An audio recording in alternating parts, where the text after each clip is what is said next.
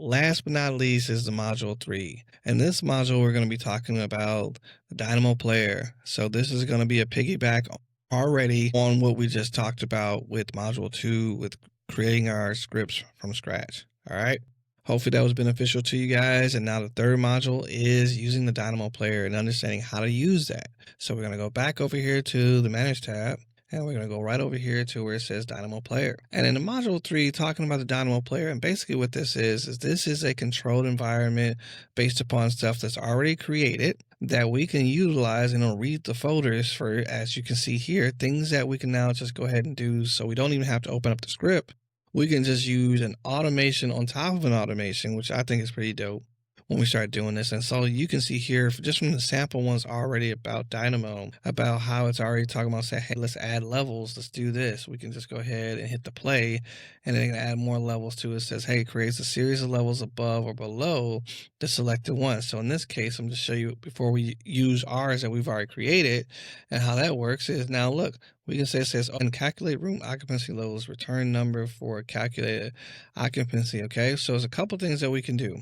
One, if we want to ever see how this script is created, we can go here and edit it right here in Dynamo. Or we could just actually utilize this and see what this would do based off the rooms that we've already created from an occupancy level standpoint. So like, for instance, let's go ahead and just use this one right now. So let's go ahead and hit play for add levels. And as that runs, it's going to do all the calculations and everything else that was already created behind the scenes in the script.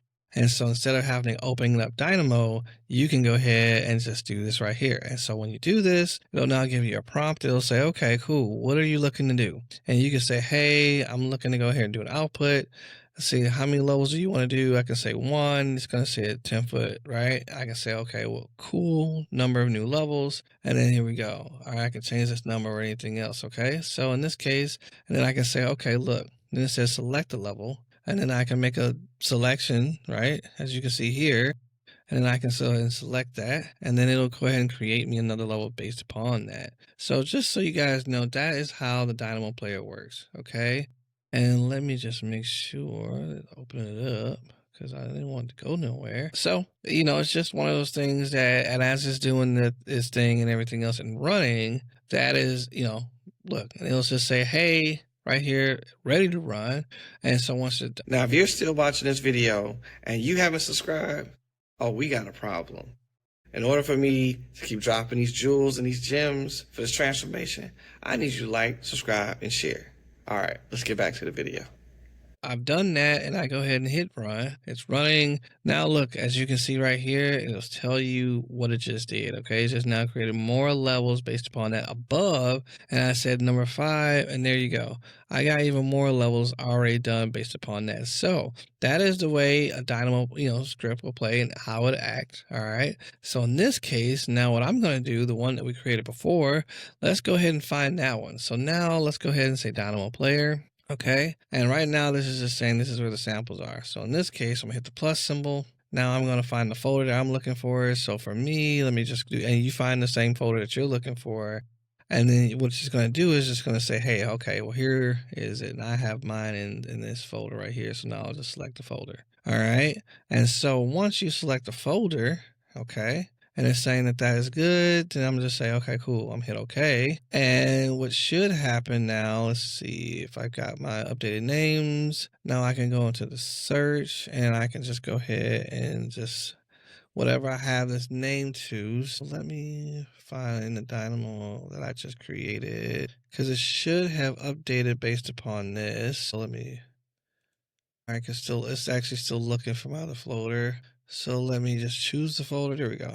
All right, so now I got that. You see that it's already had the steps 3 things, tags, files. All right, so in this case, I'm just going, this is what I named the file. So it'll say, hey, do you have anything in this one for input and outputs? This graph doesn't have any inputs or outputs. Okay, let me go ahead and, all right, so now, okay, just remember, I just ran it. There you go. And that's what it's going to show you. Now, we could have put some graphics up there too, but I just wanted to show how we can take something that we already created already and then go into the Dynamo Player and utilize the Dynamo Player. So now we've got an automation on top of an automation. The whole purpose of creating just these scripts and easy things for you guys to use, and even if you want to start put images in the different graphics for that as well, I can show you how to do that with the other folders to make sure that we can actually do images to put in here to make sure it looks nice and clean, is just do that. But overall, like I said before, once you save the file for module 2 and you put it in the folder, we can go find it and then we can utilize the Dynamo Player to enact it. And that is how, like I said before, creating some scripts. This is super important. And if you want anything else, whether it's rooms, because we used to use Dynamo way much more for automations until Autodesk started to update some of the things and put it inside as a built-in, just like the room selection to put different walls and stuff like that. Super important. Drop comments below the descriptions. I'll have the different links to the different files and the practice files to follow along. Hopefully you found this information helpful. What you can do for me is go to the next files and make sure that you've gone through the whole series, module 1, module 2, and module 3 for the Dynamo series. And if you want me to talk about anything else, guys, just drop a comment below and I'm sure that I will reply to it as well. Thank you.